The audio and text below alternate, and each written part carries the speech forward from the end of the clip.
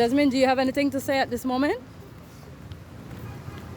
I just want Henry's family to have peace now, and I want this whole thing to be behind all of us so we can heal.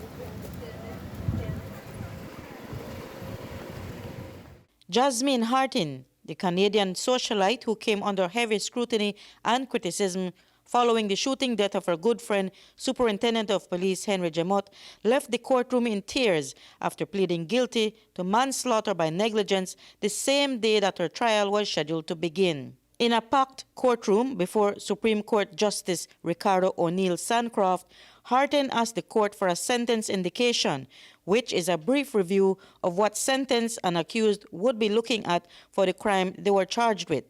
The judge explained that there are quite a few things that he would need to take into account, but he said there is the likelihood that Hartin could be handed a non-custodial sentence, which would be a fine or compensation to the family. Hartin was represented by father and son duo, attorneys Hubert and Orson Elrington, who told the media that the plea is not a win for any of the parties concerned. I believe that at the end of the day, as my client has consistently maintained, it is a most unfortunate set of circumstances. It is one for which she is truly remorseful. At the end of the day, a life was lost, a life that can never be returned.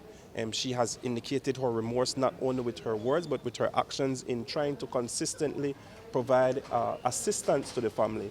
So I don't know that there can ever be a victory. Nobody ever wins in a situation like this. The only thing that can happen is that the parties involved can now get the opportunity to move on with their lives. Elrington explained that because Hartin has opted to plead guilty forthwith, the judge is expected to stick to his word of giving her a non-custodial sentence. That is the purpose of a sentence indication hearing. So once the judge indicates at a sentence indication hearing, that is the highest that he can go.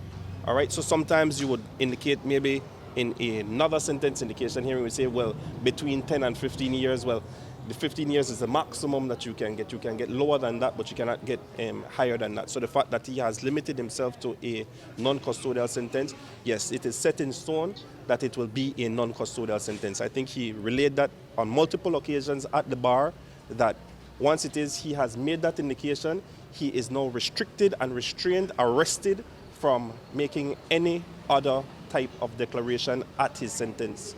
One of the factors that Judge Sandcroft will consider on May 31st is whether Hartin has shown any remorse. Today in court, that was evident, and Elrington said she has shown that throughout, and that was the reason for her guilty plea. After taking all things into consideration, especially I can tell you heavy on her heart in considering was to not put the family of the victim through the anguish of having to go through a trial proceeding.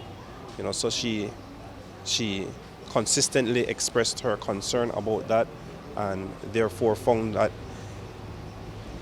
it was necessary at this point in time to take the guilty plea and for all parties involved to move on. Reporting for News 5, I'm Marion Ali.